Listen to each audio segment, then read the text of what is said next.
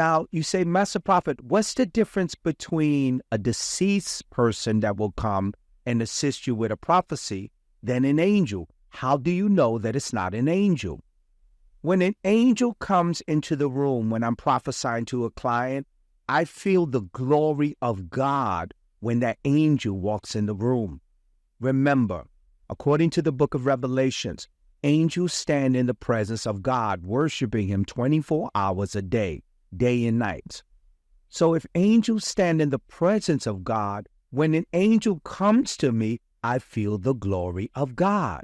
Now, the way I know that it's a deceased loved one is I feel the energy come into the room, but it's a different energy.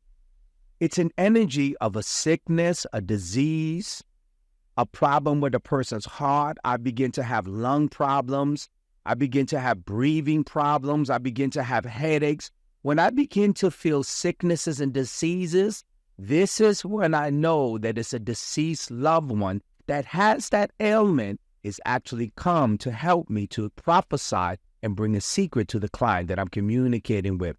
Many times when I'm prophesying to a client, a deceased loved one will come to me.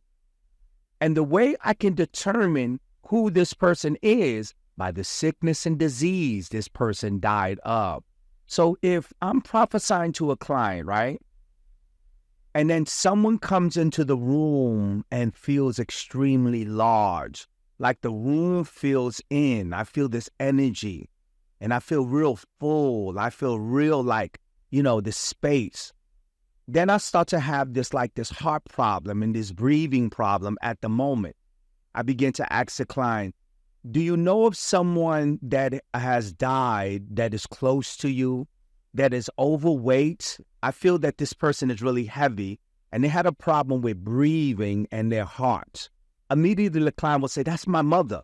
The moment we can connect that this deceased loved one, which is energy, is actually coming into the room, and I'm connecting with this energy, immediately the communication begins.